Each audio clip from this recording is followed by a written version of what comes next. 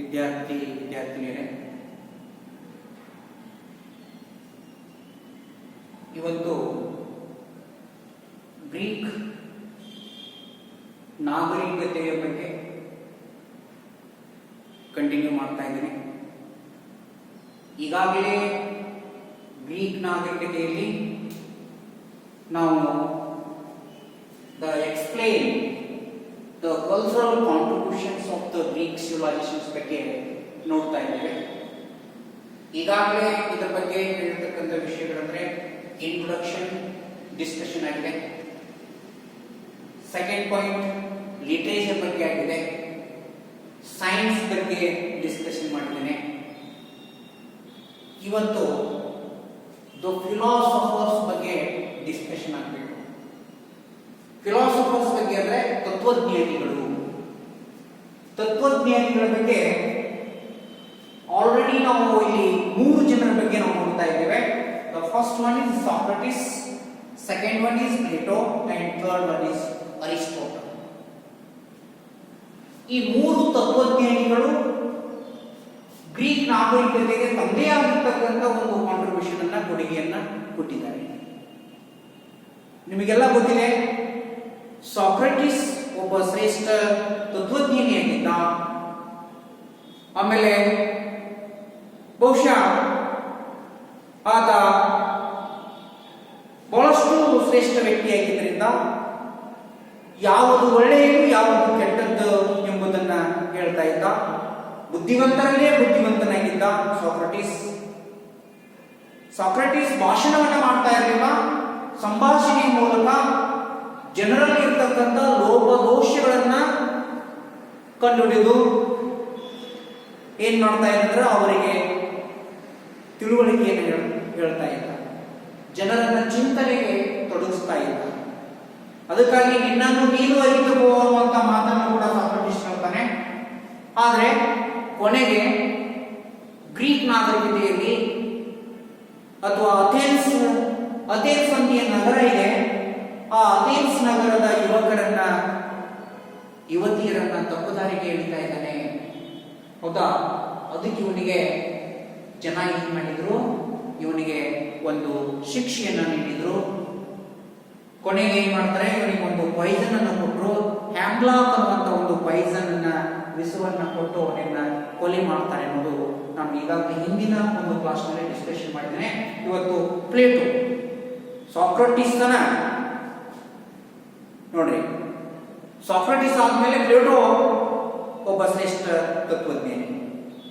Plato was one of the most important thinker and teacher ಅಂತ ಹೇಳೋದು. ಅಂದ್ರೆ ಒಬ್ಬ ಮೋಸ್ಟ್ ಥಿಂಕರ್, ವಿಚಾರವಂತ ಅಂತ ಹೇಳ್ಬೋದು, ಒಬ್ಬ ಶ್ರೇಷ್ಠ ಗುರು ಅಂತ ಕೂಡ ನಾವಿಲ್ಲಿ ಕರೀಬಹುದು. ಅಥವಾ ಸಾಕ್ರಟಿಸ್ನ ಶ್ರೇಷ್ಠ ಶಿಷ್ಯ ಪ್ಲೇಟೋ ಅಂತ ನಾವಿಲ್ಲಿ ಪರಿಗಣಿಸಬಹುದು. ಈತ ಏನ್ ಮಾಡ್ತಾನೆ, ಪ್ಲೇಟೋ ಏನ್ ಮಾಡ್ತಾನಂದ್ರೆ, ತನ್ನ ಗುರುವಿನ ಬೋಧನೆಗಳನ್ನ ಕ್ರೋಢೀಕರಿಸಿ ಏನ್ ಮಾಡ್ತಾನೆ, ಬರೆದಿಟ್ಟಿದ್ದಾನೆ. ಯಾರು? ಪ್ಲೇಟೋ. ಆಮೇಲೆ ಗುರುವಿನ ಸಾವಿನ ನಂತರ ರಾಜಕೀಯದಲ್ಲಿ ಏನಿತ್ತಂದ್ರೆ ಆಸಕ್ತಿಯನ್ನು ಕಳ್ಕೊತಾನೆ. ಅಂದ್ರೆ ಗುರು ಸಾಕ್ರಟಿಸ್ ತೀರ್ಕೊಂಡ ಮೇಲೆ ಪ್ಲೇಟೋ ಏನ್ ಮಾಡ್ತಾನೆ, ಈ ರಾಜಕೀಯದಲ್ಲಿ ತನ್ನ ಒಂದು ಆಸಕ್ತಿಯನ್ನು ಕಳೆದುಕೊಂಡ್ಮೇಲೆ ತನ್ನ ಒಂದು ಗಮನವನ್ನ, ತನ್ನ ಆಸಕ್ತಿಯನ್ನು ಎದರ ಕಡೆಗೆ ಬಳಸ್ತಾನೆ ಅಂದ್ರೆ ತತ್ವಜ್ಞಾನಿಯ ಕಡೆಗೆ ತನ್ನ ಗಮನವನ್ನ ಹರಿಸ್ತಾನೆ ಎಂಬುದು ಸ್ಪಷ್ಟವಾಗಿ ತಿಳಿದು ಬರ್ತಾ ಇದೆ. ಈತನೂ ಕೂಡ ಶ್ರೀಮಂತ ಕುಟುಂಬದಲ್ಲಿ, ಯಜಮಾನ ಅಂತ ಶ್ರೀಮಂತ ಕುಟುಂಬದಲ್ಲಿ ಜನಿಸಿರ್ತಾನೆ. ಆಮೇಲೆ ಅಥೆನ್ಸ್ದಲ್ಲೇ ಜನಿಸ್ತಾನೆ.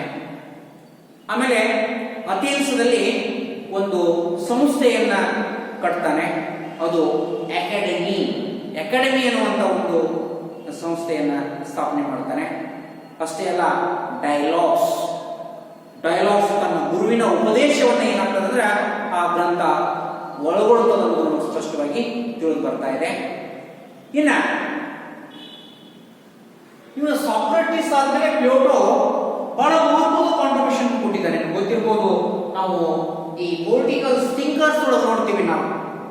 ಅದಕ್ಕಾಗಿ ಪ್ಲೇಟೋ ಒಬ್ಬ ಶ್ರೇಷ್ಠ ತತ್ವಜ್ಞಾನಿ ಎನಿಸಿಕೊಳ್ಬೇಕಾದ್ರೆ ಬಹುಶಃ ಏನ್ ಮಾಡ್ತಾನಂದ್ರೆ 3 ಕೃತಿಗಳನ್ನ ಬರೀತಾನೆ. ಬಹುಶಃ ನಿಮ್ಗೆ ಗೊತ್ತಿರ್ಬೋದು ಪ್ಲೇಟೋನ 3 ಕೃತಿಗಳಂದ್ರೆ ದಿ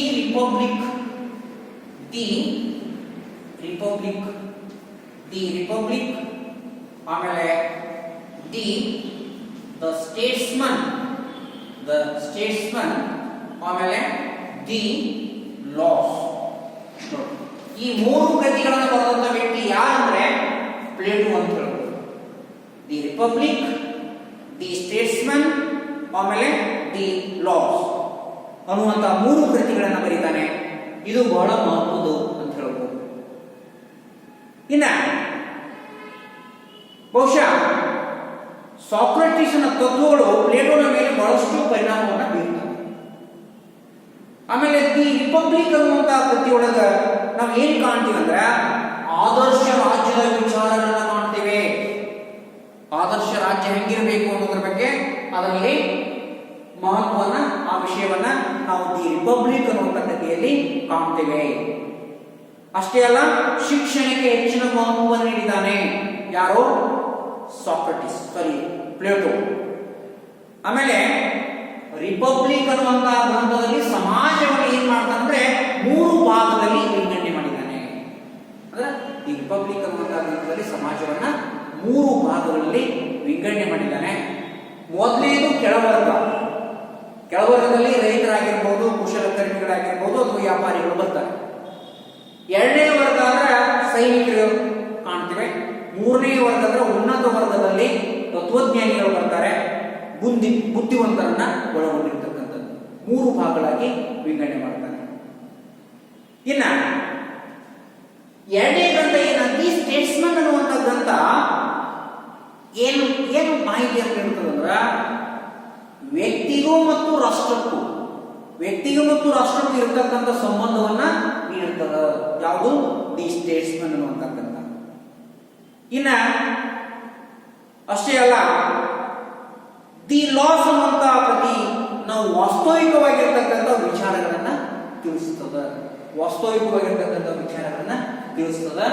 ಆದ್ರೆ ಈ 3 ಕೃತಿಗಳಲ್ಲಿ ಅತ್ಯಂತ ಶ್ರೇಷ್ಠವಾಗಿರ್ತಕ್ಕಂಥ ಕೃತಿ ಅಂದ್ರೆ ದಿ ರಿಪಬ್ಲಿಕ್ ಅನ್ನುವಂಥ ಕೃತಿ ನಮಗೆ ಕಂಡು ಬರ್ತಾ ಇದೆ. ಆಮೇಲೆ ಬಹುಶಃ ಶಿಕ್ಷಣಕ್ಕೆ ಹೆಚ್ಚಿನ ಪ್ರಾಮುಖ್ಯತೆಯನ್ನು ನೀಡದ ಯಾರು? ಪ್ಲೇಟೋ ಅನ್ನೋದು ಗೊತ್ತಿದೆ. ಅದಕ್ಕಾಗಿ ಪ್ಲೇಟೋನ ಪ್ರಕಾರ ಶಿಕ್ಷಣ ಎಂದರೆ ಏನು? ಅವನ ಪ್ರಕಾರ ಶಿಕ್ಷಣ ಅಂದ್ರೆ ಕೇವಲ ವಿಷಯ ಸಂಗ್ರಹಣೆ ಅಲ್ಲ. ಅವನ ಪ್ರಕಾರ ಎಜುಕೇಶನ್ ಅಂದ್ರೆ, ಶಿಕ್ಷಣ ಅಂದ್ರೆ ಏನ್ ಮಾಡ್ತಾನೆ? ಕೇವಲ ವಿಷಯ ಸಂಗ್ರಹಣೆ ಅಲ್ಲ, ಅದು ಏನಾಗ್ತದಂದ್ರೆ ಮಾನವನ ಆತ್ಮಶುದ್ಧೀಕರಣಕ್ಕೆ ಸಹಾಯಕಾರಿಯಾಗಿರಬೇಕು ಅಂತ ಹೇಳ್ತಾರೆ. ನೋಡಿ, ಅಂದ್ರ ವ್ಯಕ್ತಿಯ ವ್ಯಕ್ತಿತ್ವವನ್ನ ಸಂಪೂರ್ಣವಾಗಿ ಏನಾಗಬೇಕಂದ್ರೆ ಬದಲಾವಣೆ ಆಗ್ಬೇಕು. ಎದರಿಂದ ಅಂದ್ರೆ ಶಿಕ್ಷಣದಿಂದ ಅಂತ ಕೂಡ ಹೇಳ್ತಾರೆ. ಯಾರು? ಪ್ಲೇಟೋ ಹೇಳ್ತಾರೆ.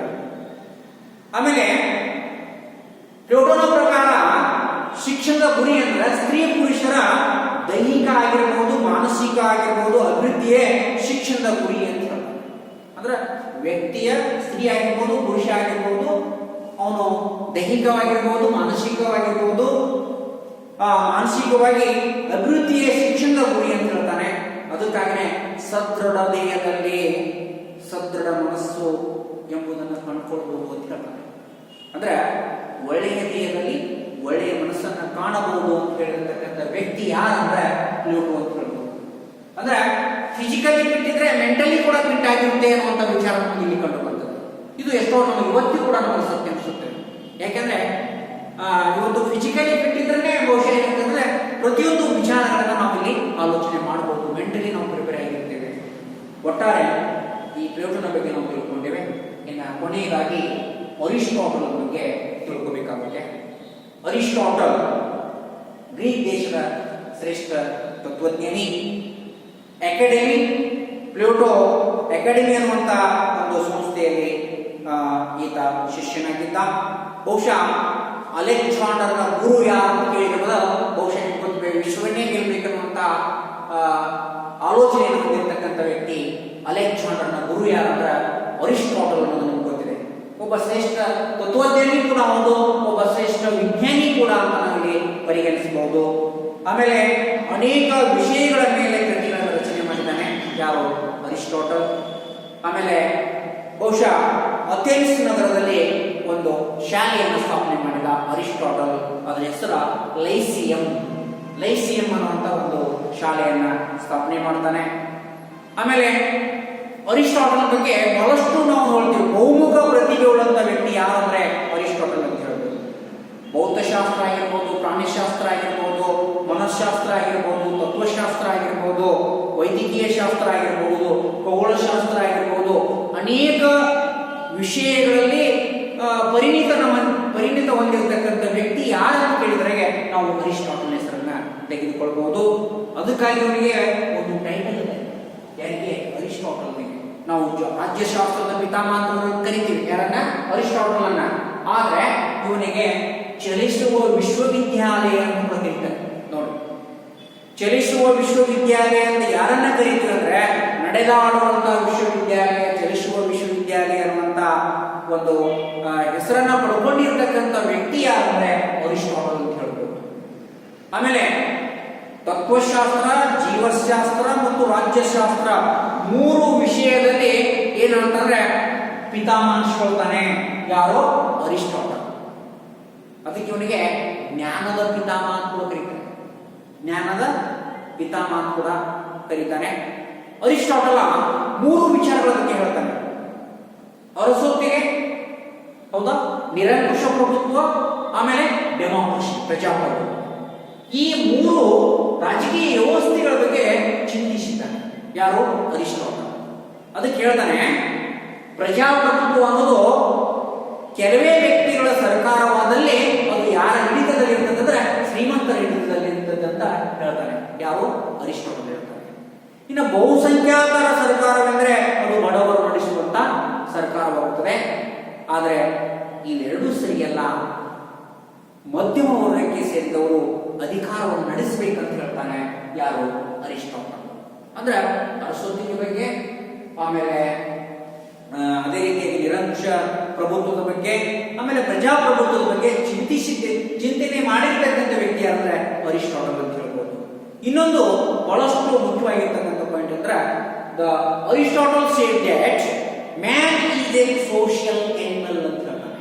ನೋಡಿ, ಮಾನವ ಸಮಾಜ ಜೀವಿ ಅಂತ ಹೇಳಿರ್ತಕ್ಕಂಥ ವ್ಯಕ್ತಿ ಯಾರಂದ್ರೆ ಅರಿಸ್ಟಾಟಲ್ ಅಂತ ಹೇಳ್ತೀವಿ. ಯಾಕಂದ್ರೆ ನಾವು ನೋಡ್ತೀವಿ ಅರಿಸ್ಟಾಟಲ್ ಮನುಷ್ಯ ಸಮಾಜ ಜೀವಿನೇ ಅಂತ ಹೇಳ್ಬೋದು, ಹೌದಾ? ಅದಕ್ಕಾಗಿ ಈತ ಏನ್ ಮಾಡ್ತಾನೆ, ಸಂವಿಧಾನಾತ್ಮಕ ಸರ್ಕಾರವನ್ನು ಕೂಡ ಏನ್ ಮಾಡ್ತಾನೆ, ಪ್ರೋತ್ಸಾಹವನ್ನು ನೀಡ್ತಾನೆ. ಭೌತಶಾಸ್ತ್ರ ಆಗಿರ್ಬೋದು, ಆಮೇಲೆ ಮೆಟಾಫಿಸಿಕ್ಸ್ ಅನುಭವ ವಿದ್ಯೆ ಆಗಿರ್ಬೋದು, ಲಾಜಿಕ್ ತರ್ಕಶಾಸ್ತ್ರ ಆಗಿರ್ಬೋದು, ಫಿಸಿಕ್ಸ್ ಆಗಿರ್ಬೋದು, ಹೌದಾ, ಎಥಿಕ್ಸ್ ಆಗಿರ್ಬೋದು, ಇವೆಲ್ಲ ಬಗ್ಗೆ ಕ್ರಮಬದ್ಧಗೊಳಿಸ್ತಾನೆ ಯಾರು? ಅರಿಸ್ಟಾಟಲ್. ಕೊನೆಗೆ the politics and history of animals ಅನ್ನುವಂತ ಗ್ರಂಥಗಳನ್ನು ಕೂಡ ರಚನೆ ಮಾಡಿದ ಅಂತ ಕೂಡ ನಮ್ಗೆ ತಿಳಿದು ಬರ್ತದ. ಇಷ್ಟು ನಾವು ಫಿಲಾಸಫರ್ಸ್ ಬಗ್ಗೆ ತಿಳ್ಕೊಂಡ್ರೆ ಸಾಕು ಅನಿಸುತ್ತೆ.